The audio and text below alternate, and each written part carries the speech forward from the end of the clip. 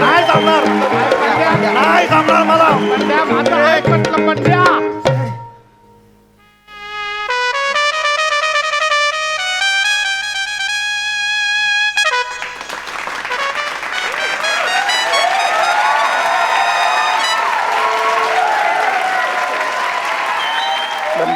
बंड्या काय करतोय?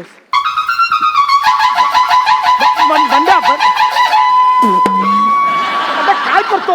नाही जमणार मला. अरे नाही जमणार. दारू कसली पितोयस? लोकांनी बघितलं तर काय म्हणतील? मावशी दारू पिते. हा. अरे सोड बंड्या, सोड सोड. अजून थोडा वेळ. थोडा वेळ?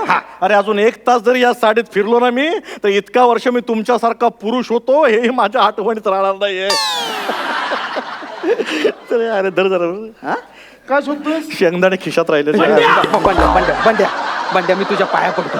माझं लग्न उषा बरोबर आणि याचं लग्न निशा बरोबर जमवून दे एकदा. हा बस एवढी परवानगी, लेखी परवानगी त्या टोरण्यांकडनं मिळवून दे.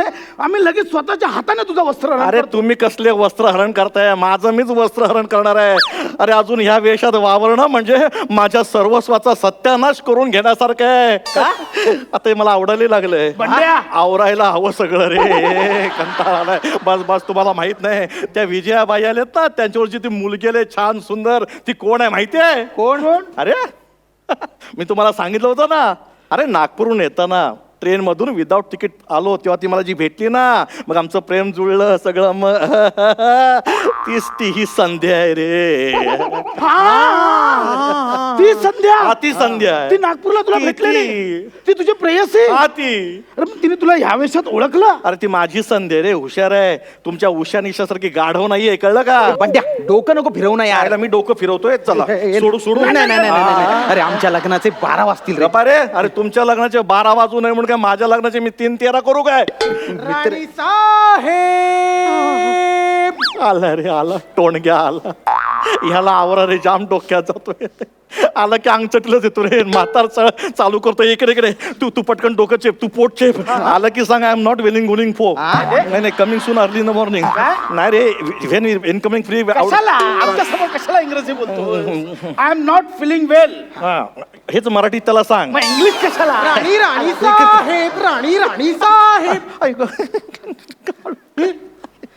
अचानक काय झालं राणी साहेबांना? एकाएकी त्यांचं डोकंच दुखायला लागलं. ओटी पोटात घटी घटी. ओटी पोटात काळ उठली. अरे त्यांच्या उठली आहे ना. मग तू का कणतोयस?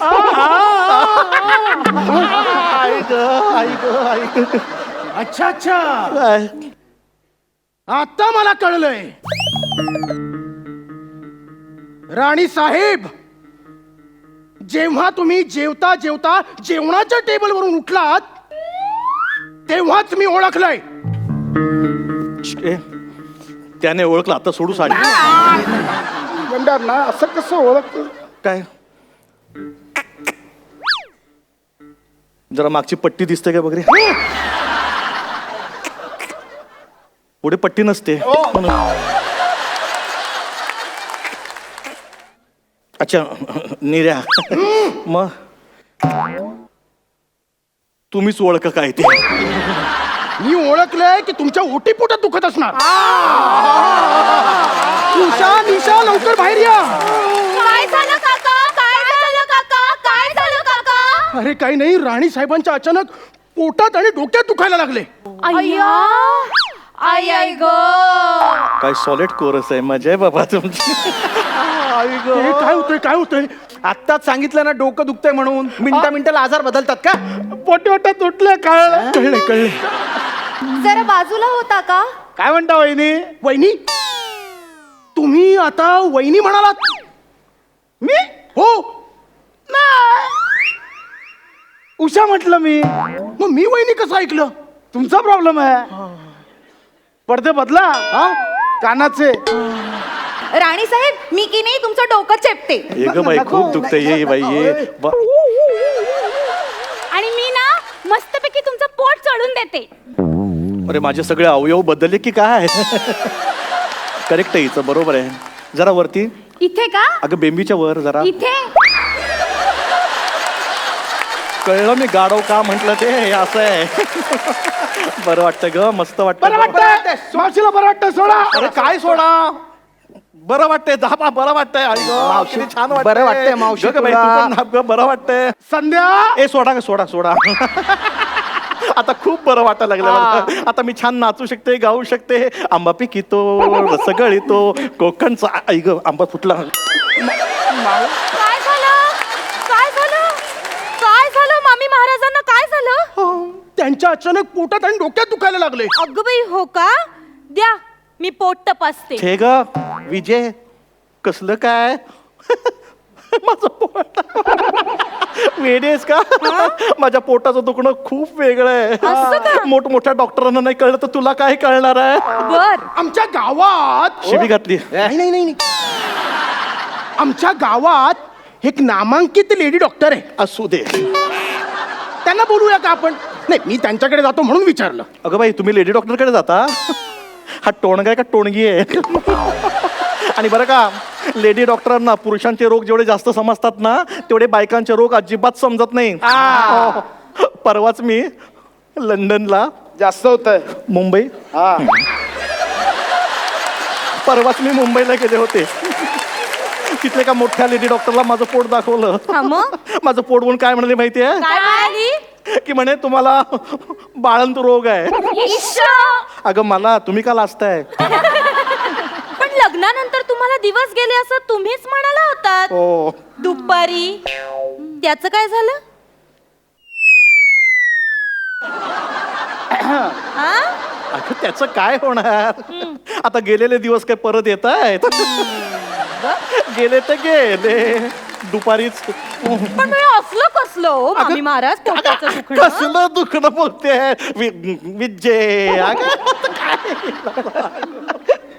विजय, अगं गेल्या महिन्यात मी लंडनला, मुंबईला ग. गप ना, मला लंडनला जायचं. तुला काय प्रॉब्लेम आहे?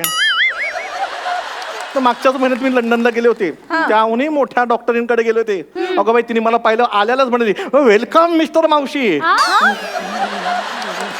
मिस मावशी. आल्याला म्हणे, what happen? I telling her की लुक आफ्टर देन आफ्टर. मग ती मला म्हणाली, युअर स्टमक इज फुल. मराठीत बोल. तुम्हाला फुल्ल मुलं होऊ शकतात. वा वा वा वा वा.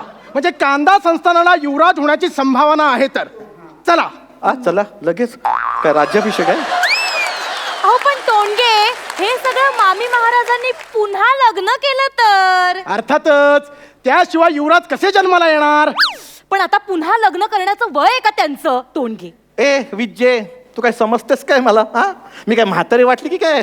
उगाच माझ्या फिगरवर जाऊ नको. अजूनही मला संधी मिळाली तर अजूनही मला मुलं होऊ शकतात. आणि राणी साहेब, त्यासाठी लागेल ती सगळी मदत करायला मी तयार आहे. हो ना, शेवटी हे गेल्यावर ह्यांच्या तोंडात तुळशीचं पत्र द्यायला कोणीतरी हवंच ना. सिंगम घाबरला. मामी महाराज, हा, आबासाहेब महाराजांची पुत्र होण्याची किती इच्छा होती माहितीये? खूप भयंकर. कोणी आबासाहेब महाराज?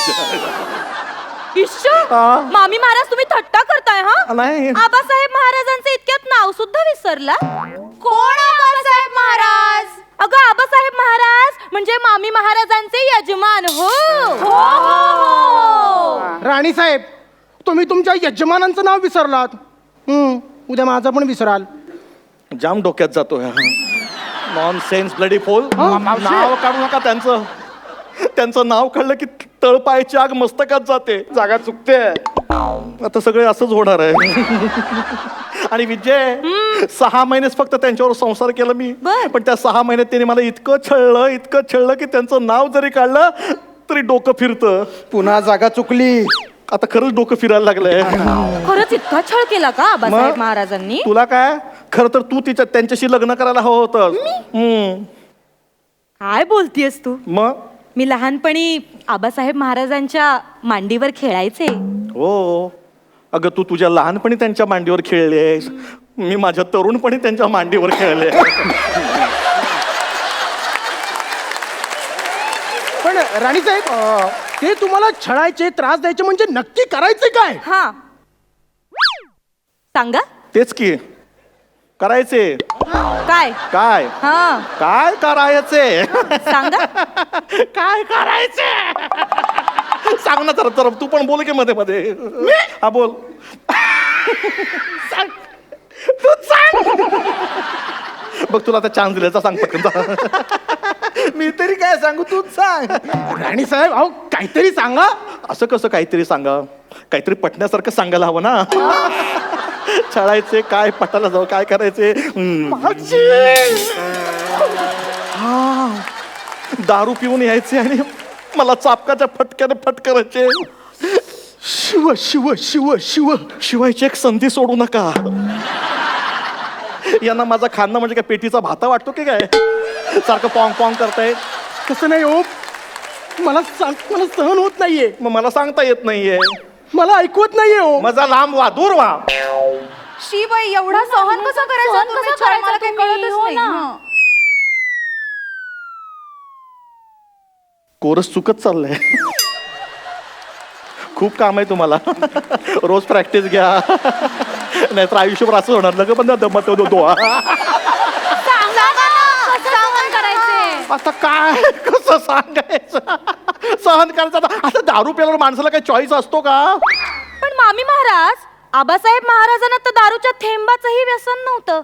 दारूच्या थेंबाला स्पर्शही करीत नसत. अरे खरंच आहे? सांगत असेल खरं. एवढा मोठा मग दारू पिता? कशाला ते? दारूच्या थेंबाला स्पर्श करतच नव्हते ते. मग अख्खी बाटली घ्यायची आणि घशात उतरवायचे. अजूनही आता त्यांना जाऊन इतकी वर्ष झाली आहेत, पण अजूनही त्यांनी घेतलेला दारूचा वास अजूनही माझ्या तोंडाला येतोय. बघू. जवळ यायची एकही संधी सोडू नका. राहू दे. या इथं एवढं लांब ना आलं ती घ्या इकडे घ्या. नवल आहे. नवल नाही, ब्रँडी आहे. नाही नाही, नवल आहे की त्यांनी इतक्या वर्षापूर्वी घेतलेला दारूचा वास अजूनही तुमच्या तोंडाला येतो, हे नवल आहे. हो, आमच्या राजवाड्यात दारूची फॅक्टरी होती. काय सांगताय? आताची हातभट्टी. बरं राणी साहेब, अजून काय काय शौक होते महाराजांना? मेला अजून तर प्रश्नच विचारत चाललाय. सांग ना आता काय शौक होते ते. तू सांग आता. मी हा सांग. मेला हसण्यातच वेळ घालवतो. तू सांग पटकन. तुला हौस आहे, तूच सांग. हा, आम्हाला पण काहीतरी कळू दे. आधी आम्हाला तर कळू दे. अरे आपला पण कोरस मस्त चाललाय. अरे आपण कोरसच्या काय भेंड्या खेळतोय? राणी साहेब सांगताय ना? अरे मला वाटलं विसरला असेल. मग आता गाण्या व्यतिरिक्त म्हणजे दारू. हा गाणं. दारू प्यायले की त्यांना नाचायला गायला आवडायचं. म्हणजे मला सांगायचे दारू प्यायले की मला जरा नाचा गा. खूप फेकतोय. मजा येते, मजा येते असं म्हणायचं ते मला. आणि मी जर नाही म्हटलं की मग बसलेच माझ्या पाठीवर चापकाचे फटके. आता इथे पुरुष मंडळी आहेत म्हणून, नाही तर तुम्हाला माझी पाठीचं धिरडं दाखवलं असतं. बघू धिरड. बघा धिरडं बघतोय. धिरडं आपल्या बापाचं काय जाते. राणी साहेब, आम्हाला कल्पना नव्हती तुम्हाला गाता येतं. मलाही कल्पना नव्हती. तुम्हाला नाचता येतं, हो. गाता येतं, नाचता येतं, गाता नाचता येतं. वाह भैया मोरू बँड पथक. मजा आहे. अगं नाचता गाता येतं म्हणून काय विचारता? मी स्वतः ऐकलंय त्यांचं गाणं आणि नाचणं पाहिलंय सुद्धा. अय्या, ए अगं विजय काय फेकतेस? काय बोलतेस? पाहिलंय मी. ओ राणी साहेब, आता मग एक गाणं झालंच पाहिजे. हो चला. चला काय चला. हे बघा हे काही गाणं बिणं होणार नाही नाही. नाही नाही काय गाणं नाही, त्याच्याबरोबर नाचही झाला पाहिजे. झालंच पाहिजे. गाणं नाचणं झालंच पाहिजे. गाणं नाचणं झालंच पाहिजे.